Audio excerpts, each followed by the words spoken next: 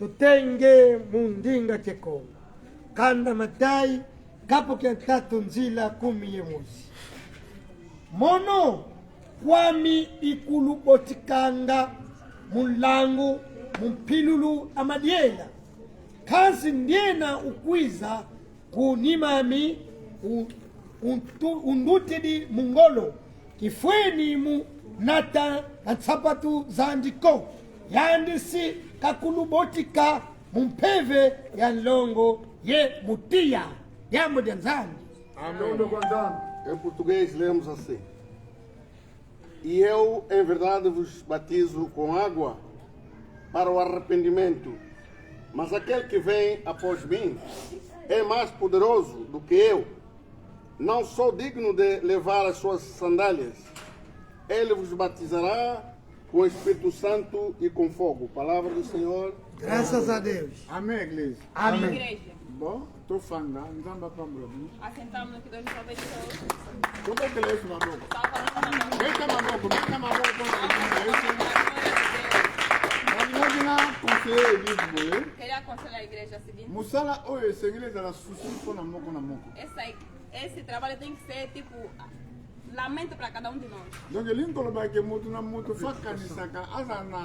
Asa na sushi, põe na gostana musala oi.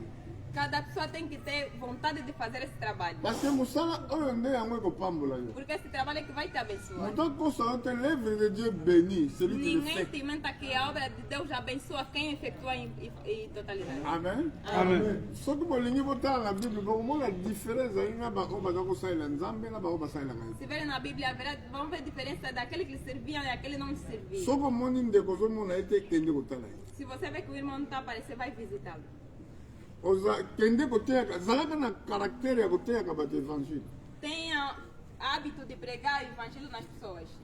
Prophète moko na Congo azopesa témoignage azoloba boye. O profeta lá no Congo está testemunhando o seguinte: Aza ndeko molinga mi vraiment tosola na ye déjà. é um irmão que já havíamos conversado com ele. Mpona nini asolaki na ye? Por que eu havia conversado com ele?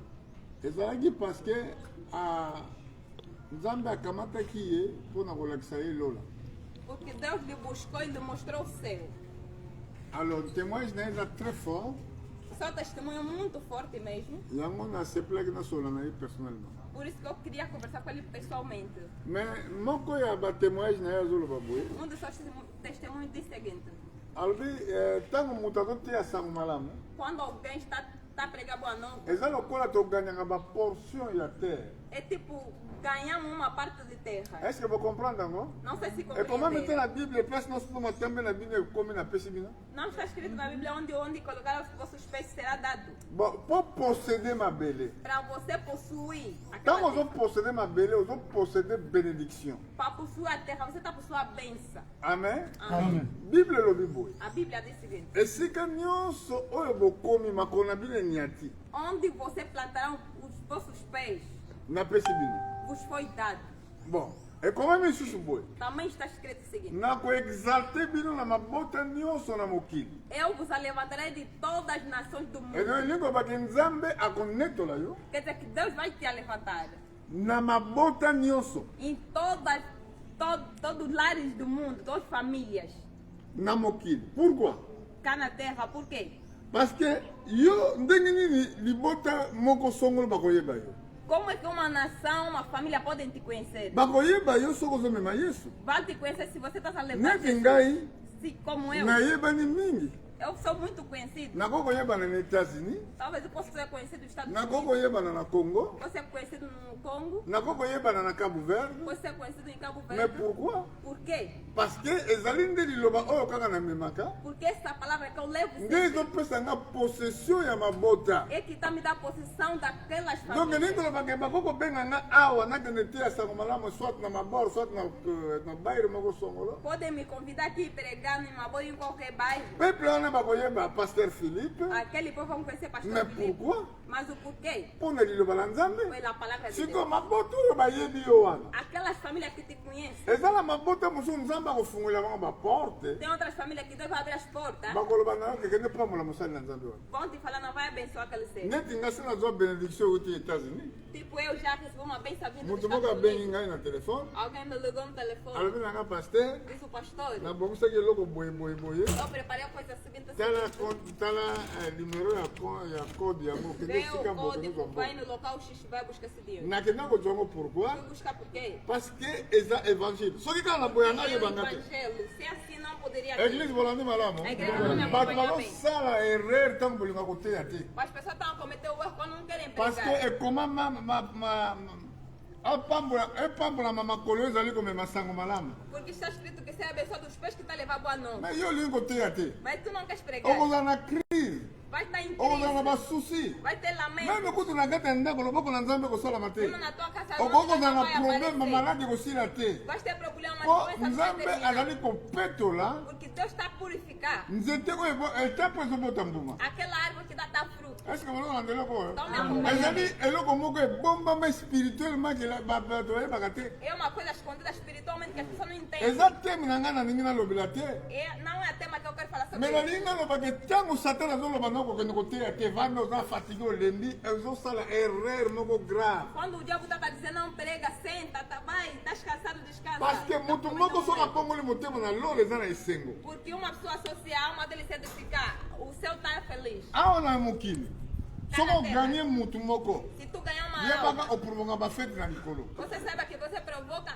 festa lá no céu. une fois tozoganye bato Por quanto que você ganha as pessoas, masumu na yo mpe ebele oyo yo ozosala erreur nzambe azolimbisa yango muito dos teus pecados está a ser perdoado. parce que koteya sango malamu eza na grand mystère Porque pregar boa nova tem um grande mistério. alleluya Amen. mais sikoyo otala monaka yo oza koabandone Quando tu vê que você está abandonado, oza na makasi meme pas não tem mesmo. mais voisin na yo azaka pembeni awa olendisa yeke frère oyaka so église te ozokoka te Para irmão está vindo na igreja porque para identificar não está a conseguir. nzokande problème tozala yango eza nini Por enquanto que o problema que nós temos é o quê? tozali na vie moko ezali limité Temos uma vida limitada. sikoyo na vie wana oyo eza limité Nessa vida limitada, bato oyo bakomérite as pessoas que vão merecer, bato oyo bakozala makoki ya korenie as pessoas que vão reinar, oyo bakozala comme Christ são aqueles que são como Cristo. sikoyo Christ atikaki likolo O Cristo desceu o céu, akiteki na mokili desceu cá na terra, mpo na komemela yo lobiko para te trazer a mpo na salvação, kobikisa yo para te salvar. me yo Mas você mpo na komema sango malamu na bato vai mosusu levar boa nova a outras Ozokoka pessoas. te. Não estás a conseguir. alleluya Amen. yango wana yesu asukolaki bayekoli makolo Por isso que Jesus lavou os pés dos seus discípulos. alaki sukolaki bango makolo alobi na bango nga soki nazali maître nasukoli bino makolo bino mpe boka tosala bango boka tosukola makolo ya bato mosusu Lhe disse que eu, como mestre, vos lavei os pés. Vocês também vão lavar os pés de outras pessoas. une fois que yo ozokoka kosukola makolo ya bato mosusu te Uma vez que tu não consegues lavar os pés dos kopesa outros, bato mosusu makasi ya komema evangile não consegues lhes dar força de mpo levar o evangelho. makolo elingi kolakisa evangile Porque os pés quer dizer o bible elobi evangelho. ere le pied A Bíblia diz que alegrai-se os pés. esengo na makolo oyo ezomema sango malamu. Bem-aventurado dos Tout à pés fait. que está a levar boa noiva. amen est-ce que bocomprendre eloko oyo Compreenderam essa coisa? oyo ezalaki parenthèse moko nafungolaki Esse aqui era um entre parênteses que eu abri. sikoyo nakangi yango Agora eu fechei.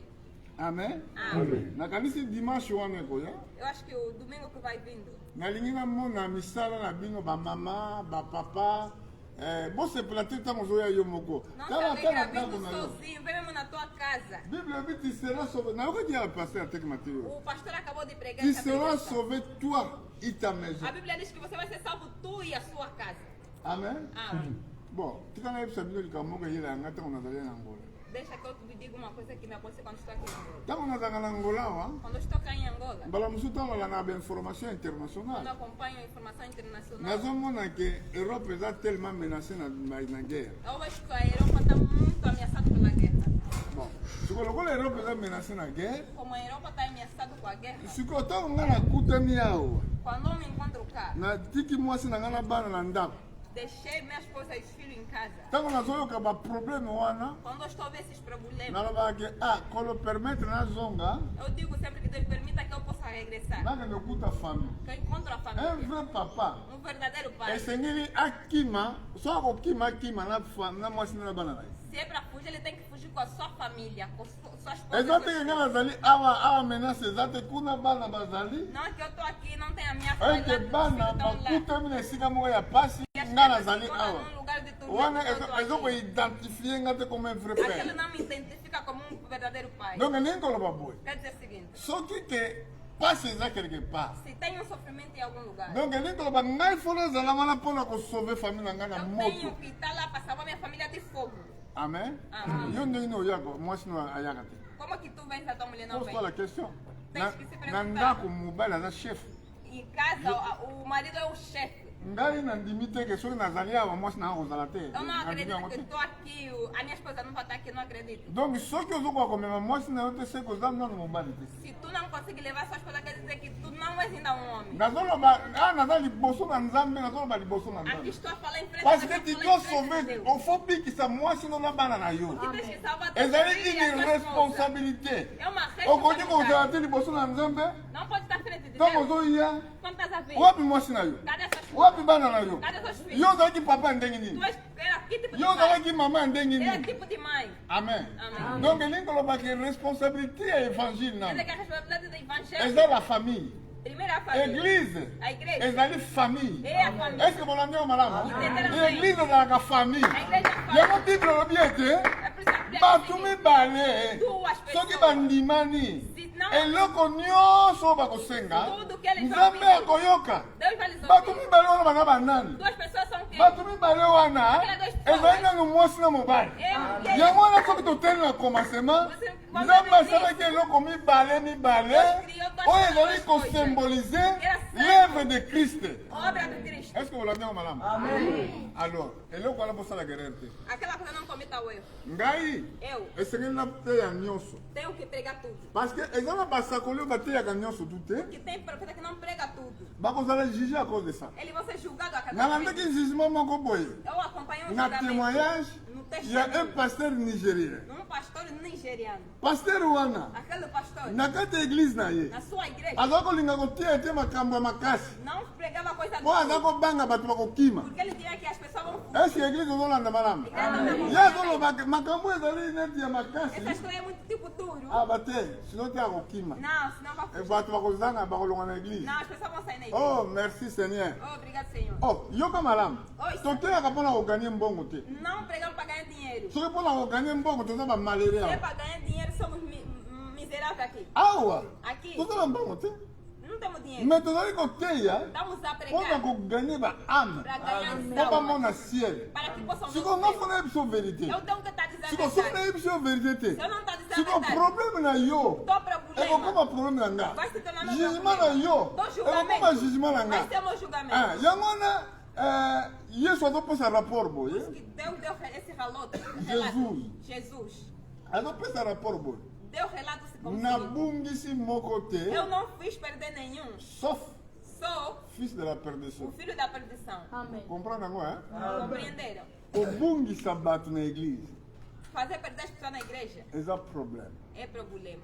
okoki kobungisa motu te Não pode Mais- perder ninguém. eza mpe teke nabomba verité oyo Também não posso mpo esconder a sino yo verdade. kokima Senão você vai soki fugir. okimi soki ozalaki prédestiné te Pensa que se tu fugir, não era predestinado. amen Amen. wana nde ezalaki parenthèse na biso Aquilo era para ndenge nzambe alingaki naloba como Deus queria ezalaki na falar. makanisi na ngai Não te estava nos meus pensamentos. awa tobondelaki molimo na nzambe Aquilo era meu espírito akamba de Deus biso que nos dirige. yango nalobi oyo nalobi Por isso que eu falei tudo que eu falei. me sikoyo E agora, awa Aqui. elingi kobanda teme mosusu quero começar outro tema. na yo moto ozokoma ozokoresiste A ti que tá, okoki kokata parti oyo podes cortar essa parte. parti oyo nalingi naloba